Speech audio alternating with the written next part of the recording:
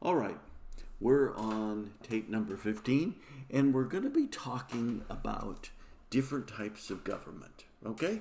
So, we're focusing on Thomas Hobbes. There's three forms of government that you can attribute to him. Remember, Thomas Hobbes is the one who believed that people are generally bad. We're going to take up his first one in this tape, and that's authoritarian or authoritarianism. Okay? And the key word, of course, in there is authority. Okay? Authority, power. Remember, Hobbes believes that people are generally bad. So therefore, you need to protect everybody from everybody else. So, you create a government that does that. One of those types of government is called an authoritarian government. Now, how do you recognize an authoritarian government? Two ways. Number one, rulers tolerate no public opposition. Okay? No public opposition. That's the key point. And secondly, there's no legal means to remove the rulers. Okay? So let's go through those pretty quickly. Okay, rulers tolerate no public opposition.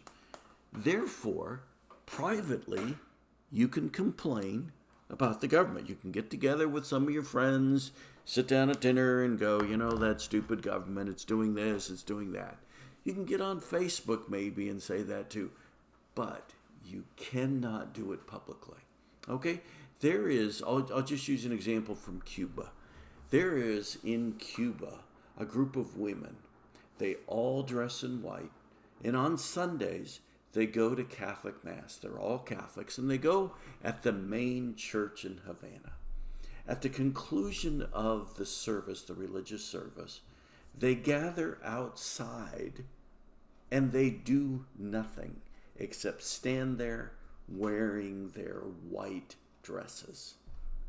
The police then come and arrest them. Okay?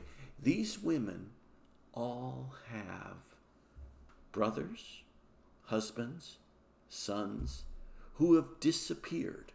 The government has arrested those men, taken them someplace, and they've disappeared. These women have no contact with them. There's a belief that some of the men were taken in helicopters and thrown off the helicopters into the ocean. Okay? So these women get together, go to church, and then every Sunday protest. They're arrested on Sunday, and usually they're released by Monday. Okay? They organize this online. They organize this in conversation.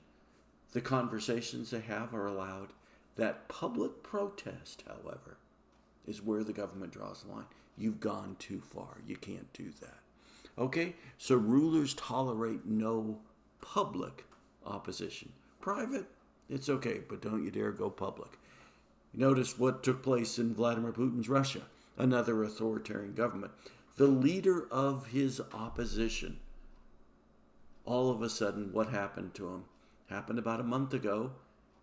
He went to take a drink of something, got on a plane, and got very sick. It turned out he was poisoned by Novichok. We talked about this when we were talking about weapons of mass destruction. Novichok is a deliberately deadly chemical. They tried to poison him. Okay? This is what an authoritarian government does. Protest privately. Okay. You go public. We're not going to tolerate it. We're going after you. The other thing about an authoritarian government is there's no legal means to remove the rulers. There's no legal means to remove the rulers. How long do they stay in power? Okay, we know here in the United States that under our Constitution, there will be a new president or an old president, but a president sworn in on January 20th at noontime in 2021. That's what the Constitution says. It could be Donald Trump winning re-election. It could be Joe Biden winning the election. But whatever it is, Donald Trump's first term ends at noontime, January 20th, 2021. That's the Constitution. We know when his power ends. If he wins re-election, he starts all over that day at noontime and gets power for 4 more years. And then in 4 years, January 20th, noontime, 2025, he's done. Okay? He has no more presidential power. That is the way that we do things here. Other countries don't have that. I used to have in the class, this American government class, I used to have students from China. And I would ask students, when does President Xi's term of office end? And they looked at me like, what are you talking about? He stays in power as long as he wants. And that's exactly right. There's no legal way to remove President Xi. He's in power.